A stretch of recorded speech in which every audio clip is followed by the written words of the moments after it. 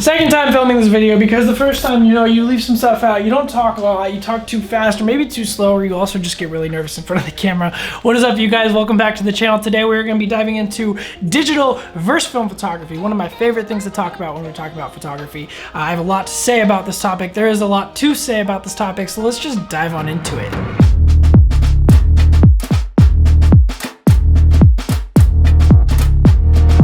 Alright, so you guys want to know digital versus film. Which one's better for you? What do you want to do? And more specifically, we're going to be talking about my personal experience in the music photography realm of things. So how music photography is played into if I'm using a digital camera or if I'm using a film camera. And to start off, I think getting into the pros and cons of both things would be a good way to start. So let's start digital. Alright, so the pros of digital photography and this digital camera. Number one, and off bat, obviously, instant gratification. You can instantly get all the files off this camera, and not to mention thousands and thousands of files at one time, whereas on a film camera, very limited to the amount of photos you can take per roll or per memory card. You can take those files, throw them on a computer, and upload them instantly for the entire world to see. And that is something that I think a lot of people need in today's world of digital photography and digital media. They need instant gratification. They need to be able to see the image they just took right in front of their eyes, or a photo of them right after it was taken. I am guilty of this. I know you are probably guilty of this. And it is very important, especially in the touring music world. It's important to get those photos out instantly, to be able to kind of upload these right when they were taken, so people can kind of see their show, see the photos that were taken that night or the night before, and relive that experience. It is important. Depending on your client, you're either going to be shooting a lot of digital, or you're going to be shooting a lot of film, or a little bit of both. A good example is on the Panic tour.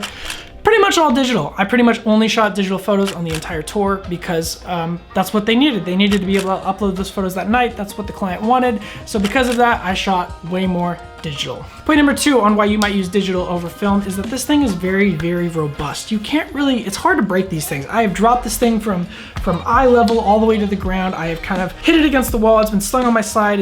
I've fallen off a scooter with this thing, and it is still totally working in great condition. No defects that I know of.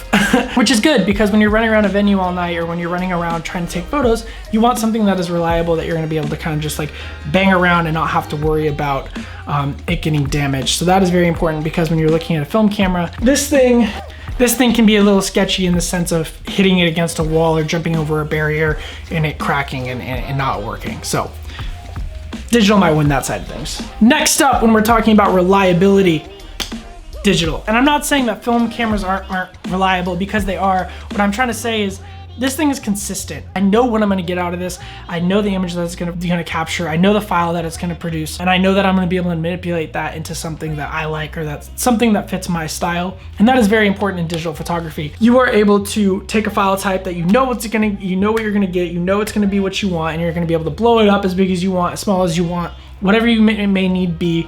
It is reliable and diverse on that end of things. And that's very important in today's world, right? You wanna be able to create your style. You wanna be able to know what you're getting and know that it's gonna be exactly what you want time and time and time again. That is where digital, I think, might outweigh the film photography side of things. And lastly, I think a huge point about digital photography as opposed to film photography is practice. You're able to practice a lot more on a digital camera than you are a film camera. Obviously, you can practice on both. You're gonna have to practice on both to get good at things. But when you're able to sit there and take a photo and check the settings and make sure that it looks perfect on your screen, rather than taking a film photo, shoot a whole roll, and go to get it developed only to find out that you screwed up the entire roll and none of the photos worked out, you're gonna be able to practice a lot more on a digital camera. You can literally use a digital camera to take a photo in the exact same settings that you would on your film camera, and then you would transfer those settings over to your film camera and take the photo, and it'll work on your film camera. It's just a great example on how you can actually use this thing to learn a little bit better than film photography. Putting the digital camera down, because now we are going to talk about the pros and cons of a film camera.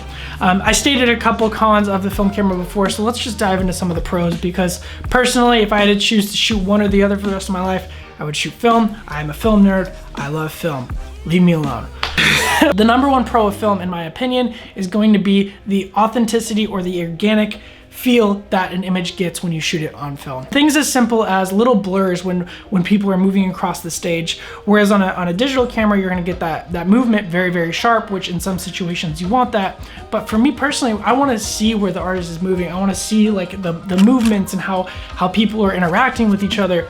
And you can capture that movement. I think personally, I feel You can obviously do it on digital, but it naturally comes easier on film. Those little errors in the photo, the realism behind it, it feels like a little bit more something that you would see with your eye. Like when you're watching a show and you're seeing all this movement happen, you're able to capture that feeling or that vision on a film camera a little bit more than you are on a digital, in my experiences. You can make it happen on digital, like I said, but organically it's gonna happen on a film camera just supernaturally. Pro number 2 is surprise.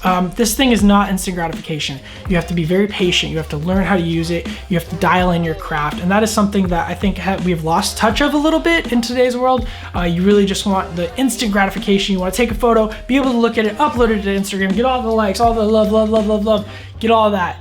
You don't really get that as much with film. You have to take your time with it. You have to take your time from creating the images to physically loading the film into the camera, to taking the photo, to getting that photo developed, to bringing it into a digital file, manipulate that digital file a little bit to get exactly what you want with that image. And that process takes time and patience. And honestly, it's really, really rewarding. I feel like I'm much more rewarded when I get an image that I love with a film camera as opposed to digital. That's not to say that I don't get rewarded with some digital photos, because don't get me wrong, a lot of my favorite images have been shot on digital, but to be surprised and forget about the images that you shot while you shot that roll of film, and then come back home and get all that developed and look at it, it's such like a rewarding and surprising factor. You're like, oh, I shot that and I totally forgot about it. And that is a huge reason I personally love film so much. Next up, as far as pros and cons, this is more of a situational. What does the person you're working for want? What does your client want? Because for me, if I could, I would only shoot film, right? But my client doesn't really work out that way. So example, I said I shot only digital on the Panic Tour. Well, on one of the Lure tours, I only shot film the entire time from front to back. And it was awesome because all I had to worry about was capturing moments and then getting those moments developed after the tour. So I wasn't thinking about editing the whole time. I was just kind of in the moment, shooting photos. And it was one of the more like organic tours that I've ever done, because I knew like all I have to do is document. That's my only job here, is to document, as opposed to editing and exporting and uploading and Dropbox and all that. I was just taking photos, loading film, and then when I got home, I would be able to go through those images. And yeah. So what I'm trying to say is this feels much more organic and real and authentic, whereas this feels much more professional, get the job done, turnaround time, consistent, know what you're doing type vibe. So at the end of the day, I think both are amazing for what you guys want to be doing. I think you obviously have to figure out what your style is, what you preference, try both, experiment with different cameras, lenses, the whole shebang. It's obvious, people say it all the time. It's all about trial and error, it's all about what you guys want to be making. I think a big thing to keep in mind that I personally have to remind myself is people are only gonna hire you for things that you create for fun.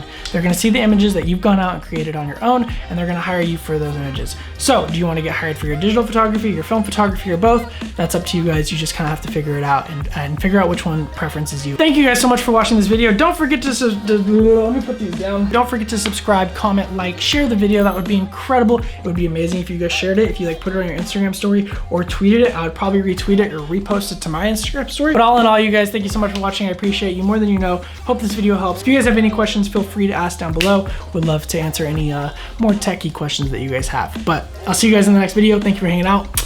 Later.